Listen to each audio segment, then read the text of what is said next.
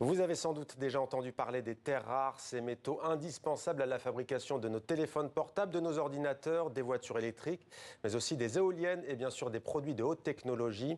Leur exploitation suscite de très vives tensions internationales. On va le voir avec Guillaume Pitron. Bonsoir. Bonsoir. Soyez le bienvenu sur TV5 Monde. Vous êtes journaliste, spécialiste de la géopolitique des matières premières.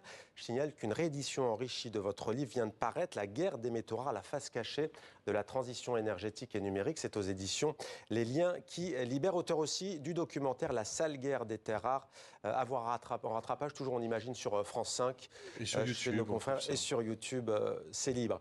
Le compte à rebours a commencé dans 12 ans, en Europe en tout cas, on ne pourra plus vendre de voitures à moteur thermique, fini le diesel, fini l'essence et bonjour la voiture électrique. Vous ajoutez qu'on entre dans une nouvelle ère, une nouvelle dépendance, celle des métaux rares. D'abord, les métaux rares, c'est quoi ? Les métaux rares, ce sont des métaux qui sont moins abondants que les métaux abondants, plus rares dans l'écorce terrestre. Il y a les métaux abondants d'un côté, cuivre, aluminium, fer, et puis les métaux qui sont 1000, 2000, 3000 fois plus dilués, comme les terres rares, c'est une famille de métaux, mais également le cobalt, le tungstène. On parle également de certains métaux qu'on appelle souvent critiques, comme le lithium ou le nickel critique, parce qu'en fait, ils sont tenus par quelques pays, et si jamais ces pays cessent d'exporter, il n'y a plus de métaux pour les pays qui C'est vrai le qu'on demandent. entend de plus en plus ce terme, de critique qui a remplacé rare. Voilà, ce sont les termes de la Commission européenne, et d'ailleurs la Commission européenne en mars, depuis mars, discute, et on est aux étapes finales de la discussion, avec notamment le Parlement européen, d'un Critical Raw Materials Act, donc une loi sur les métaux critiques. C'est le terme aujourd'hui officiellement employé, mais toujours pour dire la même chose. L'après-pétrole est un monde de métaux. Il va falloir moins de pétrole pour faire rouler la voiture électrique. Excellente nouvelle, voire pas du tout de pétrole, très bien, moins de pétrole pour la mobilité, mais en revanche, il faut beaucoup plus de métaux pour fabriquer ces nouveaux véhicules.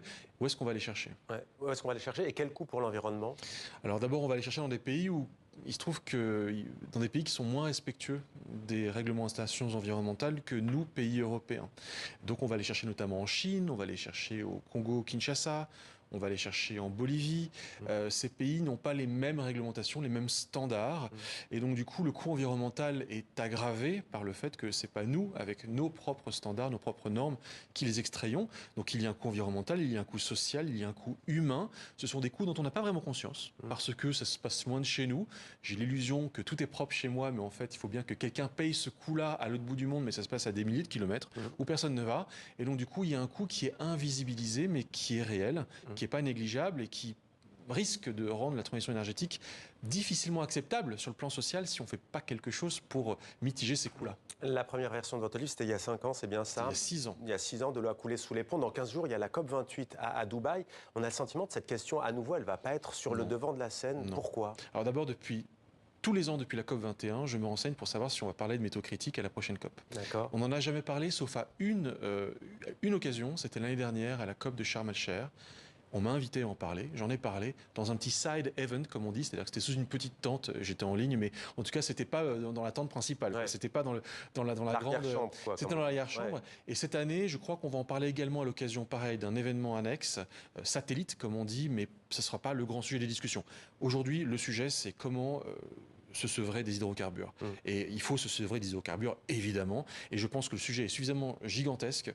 La tâche à réaliser encore est suffisamment immense pour ne pas commencer à penser encore à l'étape d'après. Et je pense que c'est un problème de ne pas penser déjà à l'après-pétrole et à tous les nouveaux défis de l'après-pétrole.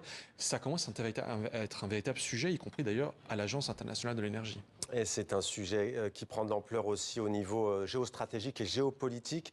D'abord, peut-être quelques mots sur ce qui s'est passé en septembre 2010, coup de tonnerre. Et là, on commence à comprendre que les métaux rares et les métaux critiques, ça va être très important. La Chine stoppe de manière très nette ses exportations de terres rares au Japon. Expliquez-nous.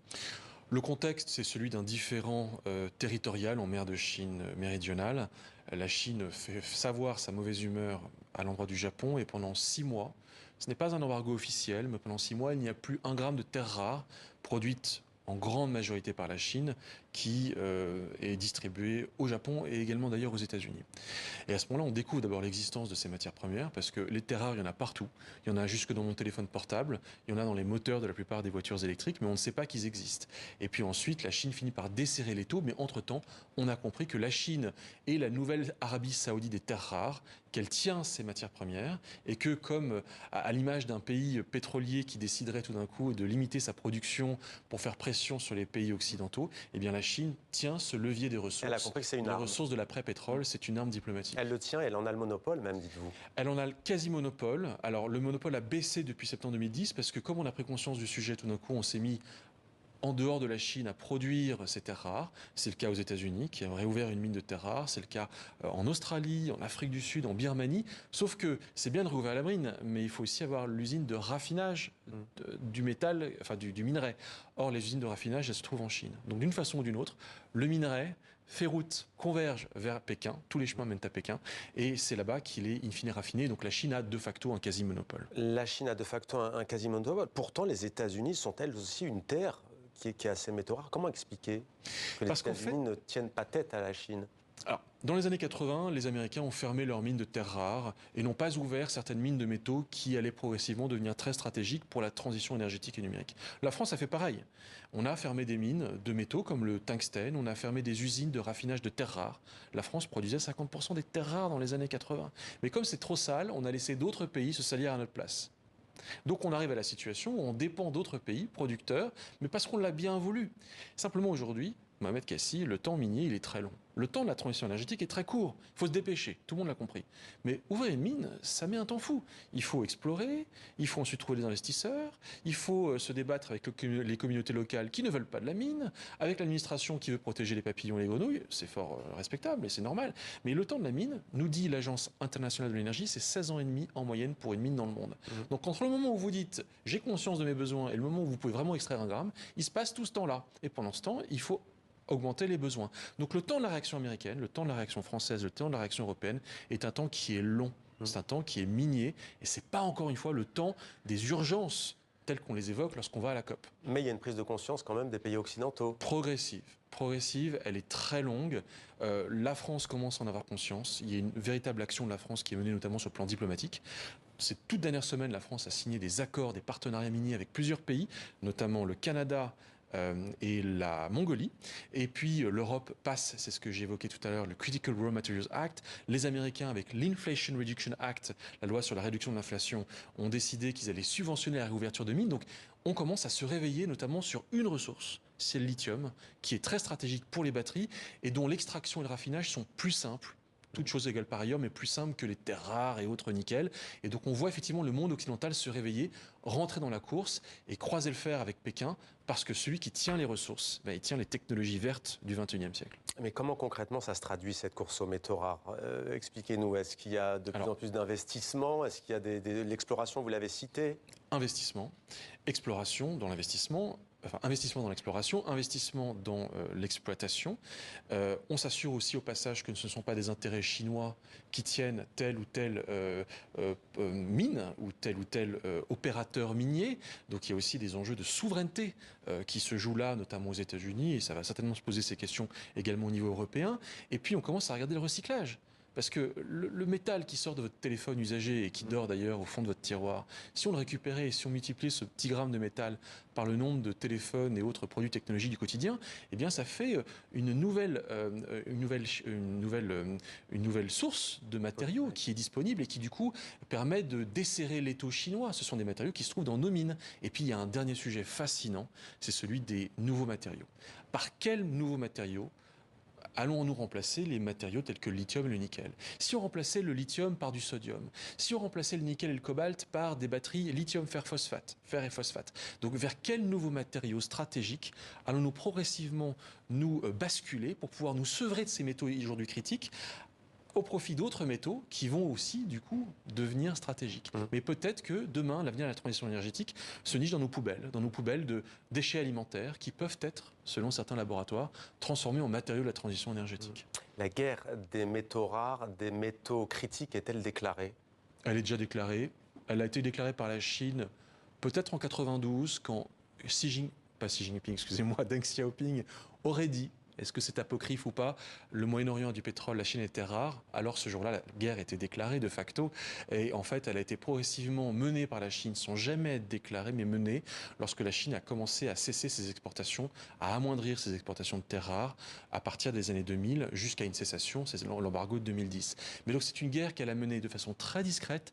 Deng Xiaoping a toujours dit profil bas. Et c'est parce que justement cette guerre était invisible qu'on ne l'a pas vu venir. On a été accaparé depuis 20 ans en Occident par d'autres guerres, des guerres plus ou moins légitimes, au Moyen-Orient notamment. Et aujourd'hui, on se retrouve face à un immense enjeu qui est celui de pouvoir faire cette transition énergétique, nous, en même temps que les Chinois, qui aujourd'hui tiennent la ressource. Ouais, avec et on des se réveille entièrement avec électriques, notamment à Shanghai. Oui, alors évidemment, et puis ce sont également, c'est ce que vous avez dit, la date de 2035. 2035, ça signifie que si on veut pouvoir tenir l'objectif de 2035, en 2035, aucune voiture électrique neuve, aucune voiture neuve vendue ne peut être autre qu'électrique. Ça veut dire que dans les 12 prochaines années, le monde va devoir ouvrir 300 à 400 nouvelles mines.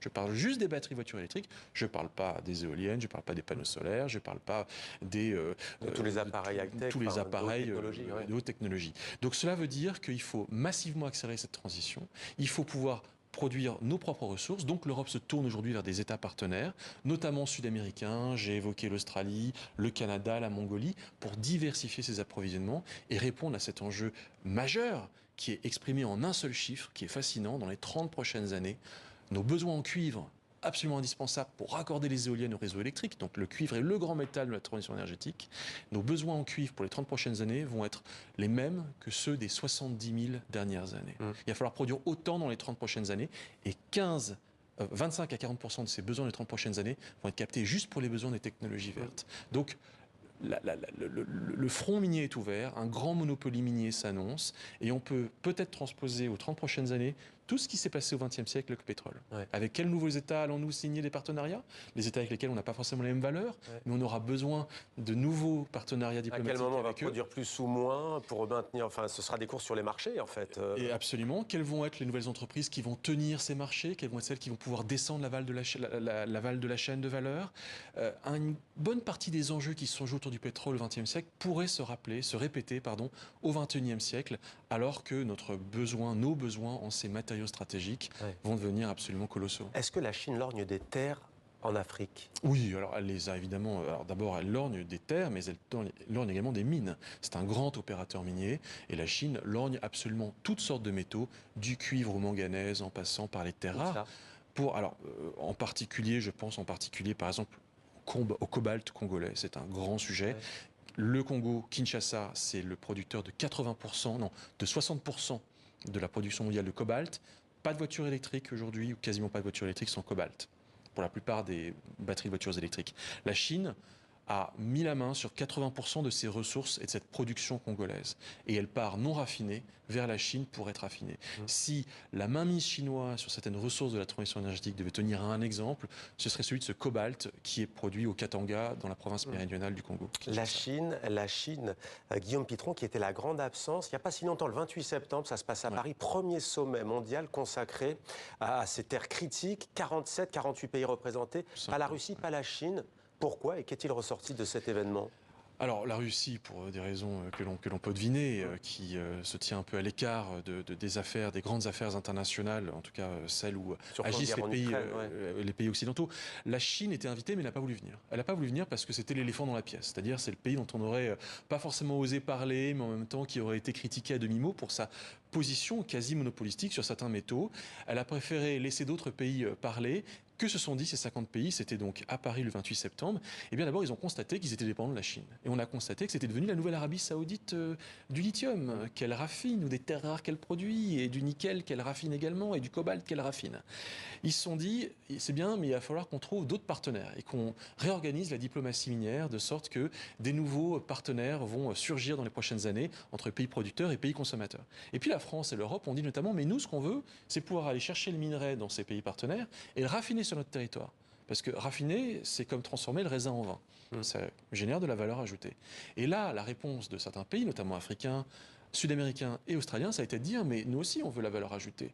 Nous aussi, on veut être les grands gagnants de la transition énergétique, mais pas à la seule condition d'être des pays miniers dans lesquels travaillent des gueules noires du XXIe siècle au fond des mines, à la condition de créer des emplois à haute valeur ajoutée avec des beaux laborantins en blouse blanche qui gagnent beaucoup d'argent et qui génèrent beaucoup de valeur ajoutée sur l'aval de la chaîne de valeur. Ces pays veulent être des fabricants de voitures électriques in fine, pas des fabricants, pas des producteurs de minerais.